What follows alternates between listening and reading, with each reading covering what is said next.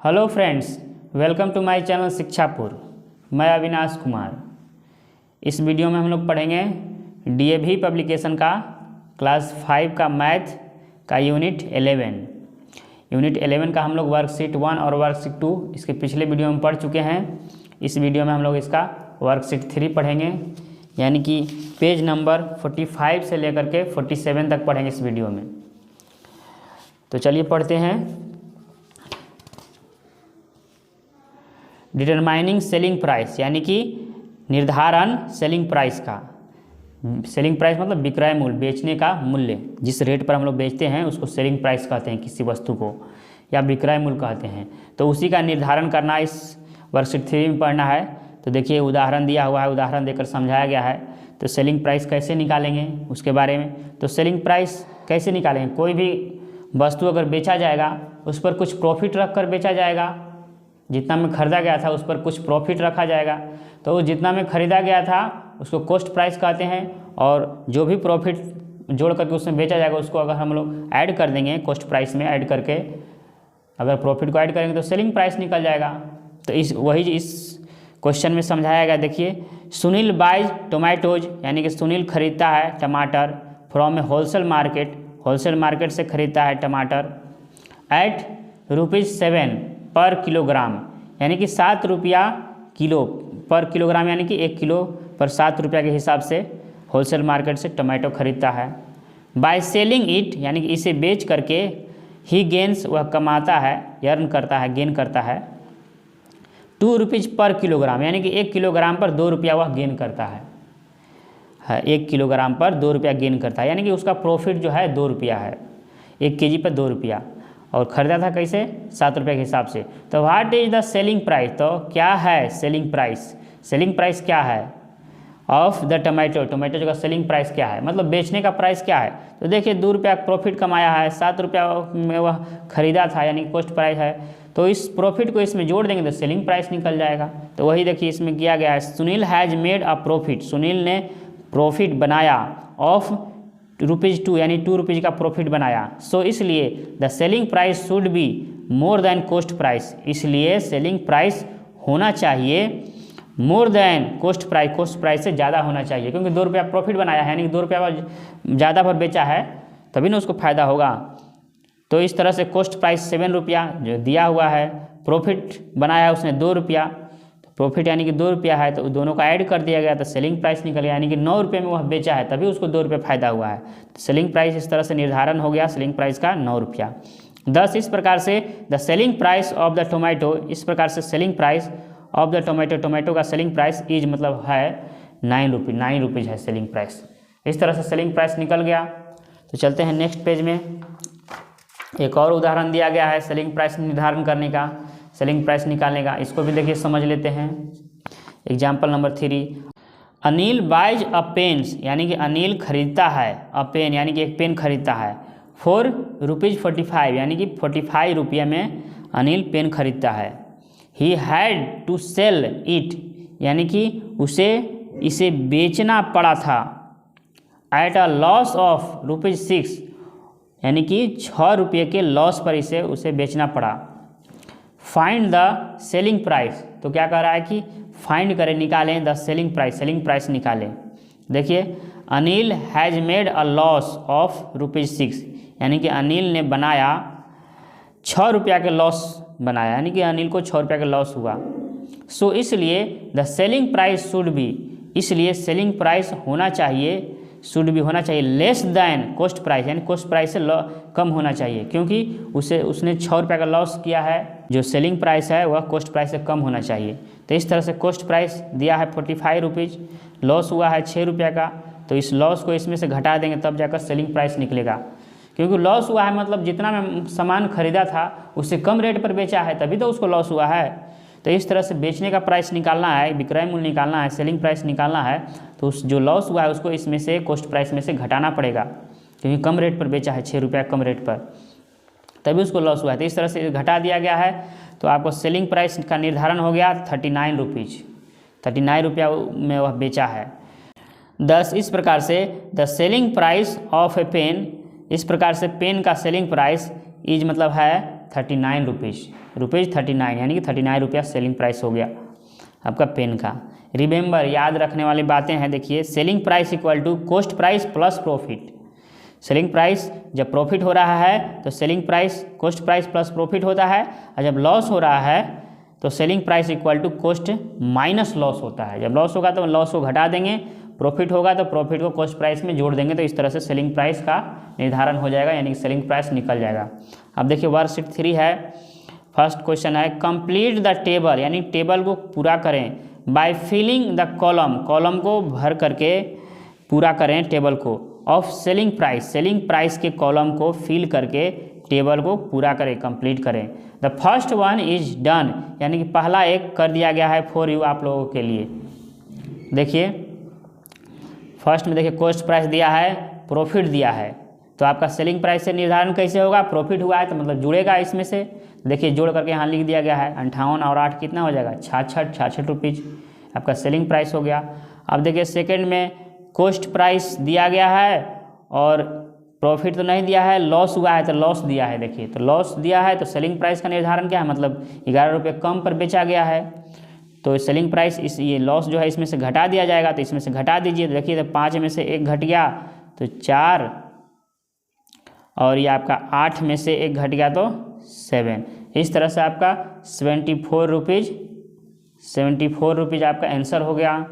आगे देखिए 480 रुपया कॉस्ट प्राइस दिया हुआ है और प्रॉफिट हुआ है, तो प्रॉफिट इसमें ऐड करेंगे तब सेलिंग प्राइस निकलेगा, क्योंकि मतलब 75 रुपये ज़्यादा पर बेचा है तभी उसको प्रॉफिट हुआ है। तो इसमें ऐड कीजिए तो बेचने का प्राइस निकल जाएगा। तो जोड़िए 0 और 5 आपका 5, और ये 7 8 15 के आपका 5, और ये 4 है, यहाँ पर तो है ही नहीं तीसरा अंक, तो 4 है, एक जो बचा हुआ है इसमें का 5। इस तरह से 555 रुपीज़ हो गया आपका, 555 रुपीज़ का आंसर हो गया, यानी कि सेलिंग प्राइस कितना निकल गया? 555।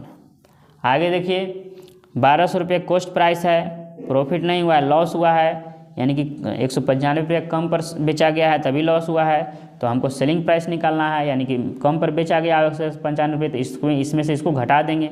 तो घटाइए, यहाँ से हासिल लीजिए, एक दें 10, एक दें 10, 10 में से 5 घट गया तो 5, यहाँ पर 9 हो गया, 9 में से 9 गया तो 0, यहाँ पर 1 बच गया। अब यहाँ पर 1 में से 1 घटेगा तो 0, और यहाँ पर 1 में से यहाँ कुछ नहीं है तो 1 ही हो जाएगा, यानी कि इस तरह से आपका 105 रुपया आपका हो गया सेलिंग प्राइस। नेक्स्ट देखिए सी नंबर 4250 रुपया आपका कॉस्ट प्राइस दिया गया है, प्रॉफिट है 300 रुपया, यानी कि 300 रुपया ज़्यादा में बेचा गया तभी प्रॉफिट हुआ है, तो यानी बेचने का प्राइस निकालना है, तो मतलब 300 रुपया ज़्यादा बेचा गया तो इसमें इसको ऐड कर दीजिए। तो इसको ऐड कीजिए तो 0 और 0 आपका ये 0 और ये 0 दूसरा अंक, और ये दूसरा 0 और 5 आपका 5 ही हो जाएगा, और ये 3 और 2 आपके 5 हो गया, और ये आपका चौथा अंक 4 है, इसमें है ही नहीं तो 4 का 4 ही हो जाएगा, यानी कि इतना रुपीज़ हो गया आपका 4550 रुपया आपका हो गया सेलिंग प्राइस। ये आपका आंसर हो गया। इस तरह से चलते हैं नेक्स्ट पेज पर, सेकंड क्वेश्चन की ओर। देखिए पेज नंबर 47 वर्कशीट 3 का सेकंड क्वेश्चन देखिए, सोल्व द फ्लोइंग क्वेश्चन, यानी कि हल करें निम्नलिखित क्वेश्चन को, निम्नलिखित प्रश्नों का हल करें, यानी जो नीचे लिखा गया है प्रश्न उसका हल करें। फर्स्ट है अ शॉपकीपर परचेज्ड, यानी कि एक दुकानदार खरीदा, अ साड़ी यानी कि एक साड़ी खरीदा, फॉर ₹375 यानी कि 375 रुपये में खरीदा एक साड़ी, एंड सोल्ड और बेच दिया, इट मने इसे, एट अ गेन यानी कि गेन पर, ऑफ ₹90 यानी 90 रुपये का गेन पर, यानी कि 90 रुपये का फ़ायदा कमा करके उस पर उसको बेच दिया। तो फाइंड द सेलिंग प्राइस, तो कह रहा है निकालें सेलिंग प्राइस निकाले, ऑफ द साड़ीज यानी साड़ी का सेलिंग प्राइस निकाले। 90 रुपये का गेन पर बेचा है, यानी कि इस जो परचेज किया है जिस पर, यानी जितना कॉस्ट प्राइस है उस पर 90 रुपये रख कर बेचा है, यानी 90 रुपये और ऐड करके बेचा है, यानी कि ये जो गेन है प्रॉफिट जो है इसको ऐड कर देंगे तो आपका सेलिंग प्राइस निकल जाएगा। तो चलिए निकाल देते हैं कि यहाँ पर तो दिया, देखिए दिया है कॉस्ट प्राइस, उस तरह से लिखेंगे जैसे लिख कर बनाया था, COST cost price equal to कितना है आपका है 375 रुपया है। और यहाँ पर गेन है आपका, गेन या प्रॉफिट, PROFIT प्रॉफिट है, या गेन भी कह सकते हैं, ये गेन या प्रॉफिट है आपका 90 रुपीज़। इस तरह से सेलिंग प्राइस आपका हो जाएगा, सेलिंग प्राइस का हो जाएगा। इसमें ऐड कर दीजिए, इसको ऐड कर दीजिए तो ये 5 और 0 कितना हो जाएगा 5 और ये 7 और 9 16 हो जाएगा। 9 7 16 के 6, 1 बच गया, 3 1 आपका 4 हो गया। इस तरह से इतना रुपीज़ आपका सेलिंग प्राइस हो गया, ये आपका आंसर, ये आपका ये दूसरा का ए था। चलते हैं नेक्स्ट क्वेश्चन, देखिए समझ लीजिए पहले। कह रहा है a watch maker bought an old watch, यानी कि एक घड़ी बनाने वाला, वॉच मेकर घड़ी बनाने वाला, बाउट यानी खरीदा, एन ओल्ड वॉच यानी एक पुराना घड़ी खरीदा, फॉर ₹120 यानी कि 120 रुपये में खरीदा, एंड स्पेंट और खर्च किया ₹20 यानी कि 20 रुपये खर्च किया, ऑन रिपेयर यानी कि रिपेयर पर, यानी कि उसको बनाने में खर्च किया। इफ़ ही सोल्ड यदि वह बेचा द वॉच घड़ी को एट अ गेन ऑफ ₹25 यानी कि 25 रुपये के गेन पर यदि वह इसे घड़ी को बेचा, सोल्ड किया, तो फाइंड द सेलिंग प्राइस, तो निकालें सेलिंग प्राइस निकालें, ऑफ द वॉच यानी वॉच का, यानी घड़ी का सेलिंग प्राइस निकालना है। तो देखिए ये आपका 20 रुपया उस पर खर्च किया है रिपेयर करने में, उसको बनाने में, तो आपका कॉस्ट प्राइस में 20 रुपया जुड़ जाएगा, क्योंकि 20 रुपया रिपेयर करने में लगाया है, तो कॉस्ट प्राइस हो जाएगा आपका 140 रुपया हो जाएगा। तो चलिए बनाते हैं इस पर।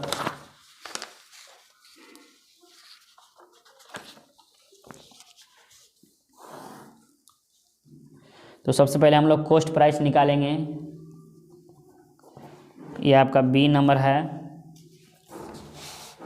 पहले हम लोग कॉस्ट प्राइस निकालेंगे, इक्वल टू देखिए 120 रुपीज़, और इसमें 20 रुपया का रिपेयर भी किया है, प्लस यहीं पर ऐड कर देते हैं आपका 140 रुपीज़ हो गया, ये आपका कॉस्ट प्राइस हो गया। और आगे देखिए प्रॉफिट है कितना 25 रुपया, PROFIT प्रॉफिट, या गेन है आपका 25 रुपीज़, तो इसको ऐड कर देंगे तो आपका सेलिंग प्राइस निकल जाएगा। सेलिंग प्राइस इक्वल टू यहाँ ऐड कर दीजिए 5 और 0 5, 4 और 2 आपका 6 हो गया, और 1 यानी यहाँ पर दूसरा अंक है ही नहीं, एक का एक ही हो जाएगा, ये प्लस का साइन है यानी ऐड कर रहे हैं इसको। तो इस तरह से आपका इतना आपका आंसर हो गया, 165 रुपया आपका आंसर हो गया। सेलिंग प्राइस कितना हुआ 165 रुपया। सी नंबर देखिए, Rahul purchased a story book, Rahul ने खरीदा स्टोरी बुक यानी कि एक कहानी का किताब खरीदा, फॉर ₹225 यानी कि 225 रुपये में एक कहानी का किताब खरीदा, स्टोरी बुक खरीदा।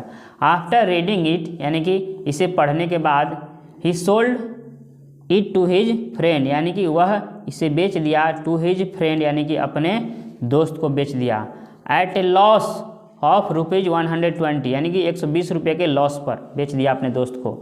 तो फाइंड द अमाउंट, तो अमाउंट निकालें पेड बाय हिज फ्रेंड यानी कि उसके दोस्त के द्वारा पेड किया गया अमाउंट निकालें, यानी कि उसके दोस्त ने जो उसे अमाउंट दिया, जो पैसा दिया वह निकालें। फॉर द बुक किताब के लिए, बुक के लिए जो उसके दोस्त ने उसे पैसा दिया। तो देखिए बेचा है 120 रुपये के लॉस पर, यानी कि 225 रुपये में ख़रीदा था, 120 रुपये के लॉस पर बेचा है, तो इसको इसमें घटा दीजिए, जितना आएगा वही उसके दोस्त ने उसे पेड किया। तो चलिए सबसे पहले हम लोग लिख देते हैं, ये आपका सी नंबर है दूसरा का। तो हम लोग पहले कॉस्ट प्राइस निकालेंगे, कॉस्ट प्राइस लिखेंगे COST, कॉस्ट प्राइस क्या है देखिए आपका 225 रुपीज़ है, ठीक। उसके बाद आपका लॉस दिया गया है, लॉस हुआ है यानी कि कम पर बेचा है, यानी कि लॉस ही ना हुआ, 120 रुपया कम पर अपने दोस्त को दिया है पढ़ने के बाद। तो इस तरह से लॉस है आपका 120 रुपीज़। तो आपका सेलिंग प्राइस हो जाएगा, आपका सेलिंग प्राइस ये जो लॉस है इसमें से घट जाएगा, तो घटा दीजिए। ये 5 में से 0 घट गया तो 5, और ये 2 में से 2 घट गया 0, और ये आपका 2 में से 1 घट गया तो 1। इस तरह से आपका 105 रुपया आपका सेलिंग प्राइस हो गया, यानी कि जो उसके दोस्त ने पेड किया वह 105 रुपया था। आपका 105 रुपया का आंसर हो गया सेलिंग प्राइस, यानी कि दोस्त के द्वारा पेड गया अमाउंट हो गया 105 रुपया। तो इस तरह से आपका वर्कशीट 3 आपका समाप्त हो गया। हम लोग अगले वीडियो में वर्कशीट 4 पढ़ेंगे, यानी कि यहाँ से पढ़ना शुरू करेंगे। चलिए मिलते हैं अगले वीडियो में। वीडियो देखने के लिए थैंक यू, बाय।